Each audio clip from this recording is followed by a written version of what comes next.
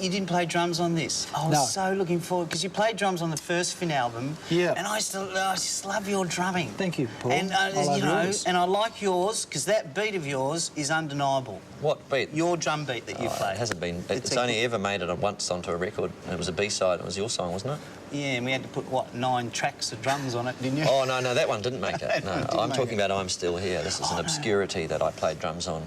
So you didn't try any of that this time? You just... No, we just... What we wanted to do was try and perform the tracks as much as possible. The trouble with when we play everything is that you start building it up layers and you finally get around to singing. But this way we could get the band to slam it down and sing pretty well straight away. So there's a lot of energy and live feeling in the vocals. Because we had all the songs written, we were ready to go, so we just wanted to bang it down.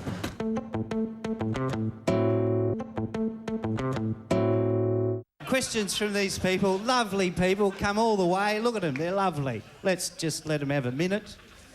All right, now, I'm just going to say your name, where you're from, and then you can continue. Mark and Paul, all right, you two are going to ask a question together? Are you together, or are you just friends? Because you got a jumper on that might look like he folded it in the morning. So I'm not saying anything else. Hi, guys. Hi. Yeah. What compelled you to record your latest offering in LA? And does anything from those sessions really sort of stand out? Does it stand up? Stand out? Oh.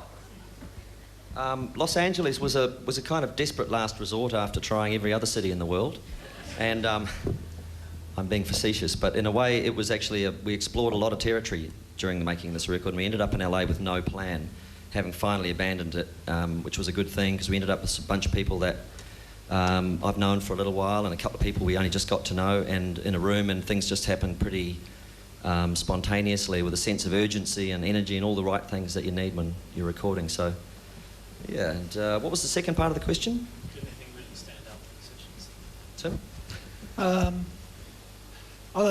When they all finally came together, each one was spot on for us. Like, it took us 2 years to get to that point, so we weren't going to accept anything too easily. I can't think... You mean like any particular song or... Anything highlights? Little highlights from the recording?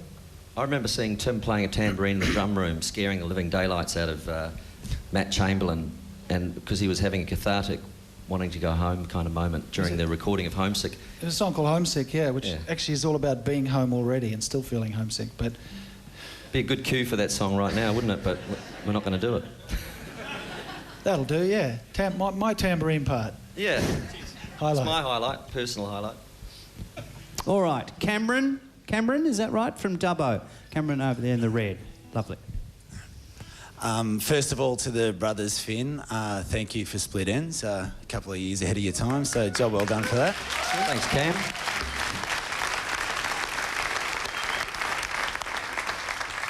And secondly, how did it feel claiming international success, being known as predominantly Australian and not so much for New Zealand? In Crowded House, Split Ends, the whole thing's like, how does that ink you up? I think Split Ends were always known as a New Zealand band. I mean, I never sort of came across anything else but that. Although we loved Australia, and it made us what we were. There's no question. We came to Australia in '75 and really everything came together. So we didn't care if they call us Australian, but in fact they never used to. But with Crowded House, Neil's been asked this question a lot, and I guess he should answer it. But... Neil, take it away.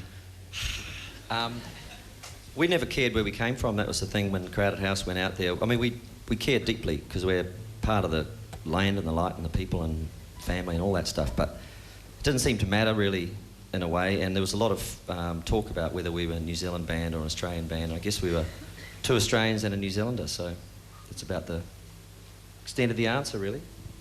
Well, Asian. And I think also we were at home in Australia for so long, both with Split Ends and Crowded House, we sort of easily just fitted in, and it's nice to be called one of the family, you know, so in a way that's the way we felt about Australia. We went home to New Zealand, that's the old place, that's the place we were born, and it's a different kind of family, you know, it's...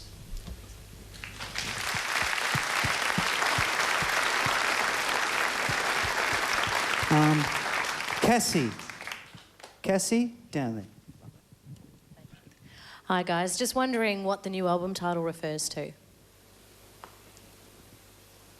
Well, it's actually been meaning more and more as the tour goes on, because in a way everyone is here as an acknowledgement of all the people that we're being, actually, this is real good, true stuff that we don't talk about very often really, but in a way the continuing attraction to being a musician is to do with, for me anyway, having a kind of sense of community with the people that you're playing with, and when they become a little bit involved or they have some kind of experience of it that's more than just a bit of entertainment, what they get on TV and stuff, that, you know, is really true and bloody wonderful thing to be part of. So that's, yeah. Was that your question answered? No, not really. Yeah. There's also, we like to think of the people that have inspired us from our past, like that's Uncle the George and Peggy Dawson, and people who are family people who would get up every Christmas and sing the same song every year, but you'd always love it.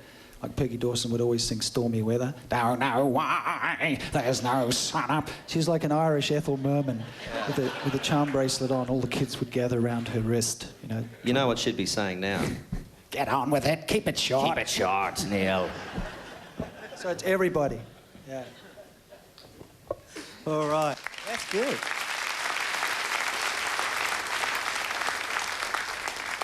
And last but not least, two brothers have a question I expect for these brothers. There's so many brothers up here. So Brad and Darren, where are you two? Okay, fire away, lads. Do you want to ask it? Don't argue. Push it onto me, of course. Hi, guys. What's up next for the Finn brothers? We don't really know. We're just going to see this through. We'll be playing this well into next year. We're going back to Europe in March and April, and then hopefully do some European festivals in the summer. So, you know... Bit of surfing over the summer? Have a break at the summer, yeah, hit the beach. Yeah. Musically, you mean, you know, is this going to happen? I'm sure it'll happen again, but we don't know when, or we never do plan. It just seems to be, we look at each other and go, feels like the right time. Won't have to wait another 8 years, will we? Oh, well, 8-year cycles are quite good, really. I don't know why, but there's some religion somewhere says that 8-year cycles are good, I'm sure. And we're sticking to that. The difficult thing in the meantime is to figure out what kind of incredibly expensive and wonderful present I'm going to buy Tim for Christmas. Well, that'll be a first.